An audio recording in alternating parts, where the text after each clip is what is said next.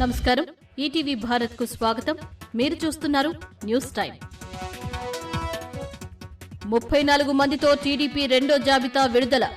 7 మహిళలతో పాటు రాజకీయ వారసులకు చోటు. ఆశీర్వదించి గెలిపించాలని ప్రజలకు చంద్రబాబు విజ్ఞప్తి. పిఠాపురం నుంచి బరిలోకి దిగుతానన్న పవన్ కళ్యాణ్. మార్పు కోసం రాజకీయాల్లోకి వచ్చారని వెల్లడి.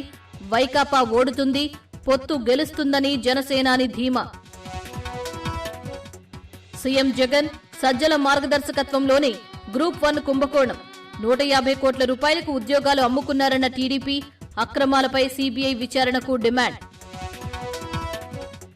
వైసీపీపై కర్నూలు ఎంపీ సంజీవ్ కుమార్ సంచలన వ్యాఖ్యలు. 10 కోట్లిస్తే ఎమ్మిగనూరు టికెట్ ఇస్తామన్నారని ఆరోపణ. ఆత్మాభిమానం చంపుకోలేక వైసీపీని వీడానని వెల్లడి. బీఆర్ఎస్లోనే కొనసాగుతానన్న మాజీ మంత్రి మల్లారెడ్డి. డీకే శివకుమార్ను కలవడంలో ఎలాంటి రాజకీయం లేదని స్పష్టం. 5 ఏళ్లు ప్రజాసేవ చేసి రాజకీయాల నుంచి తప్పుకుంటానని వెల్లడి. రేపటి నుంచి టీజీగా రానున్న వాహనాల రిజిస్ట్రేషన్లు. టీఎస్ నుంచి మార్చేందుకు కేంద్రం ఆమోదించిందన్న పొన్నం. ప్రజల మనోభావాల మేరకు టీఎస్ను టీజీగా మారుస్తున్నట్లు వెల్లడి. నూతన ఎన్నికల కమిషనర్లుగా మాజీ బ్యూరోక్రాట్లు. ఈసీలుగా సుఖ్బీర్ సింగ్ సంధు, జ్ఞానేష్ కుమార్ ఎంపిక.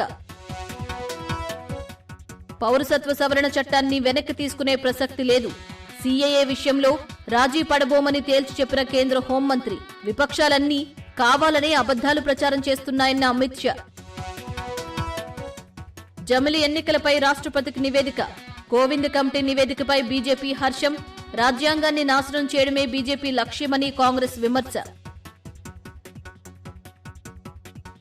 ఇవి ఇప్పటివరకున్న ప్రధానాంశాలు.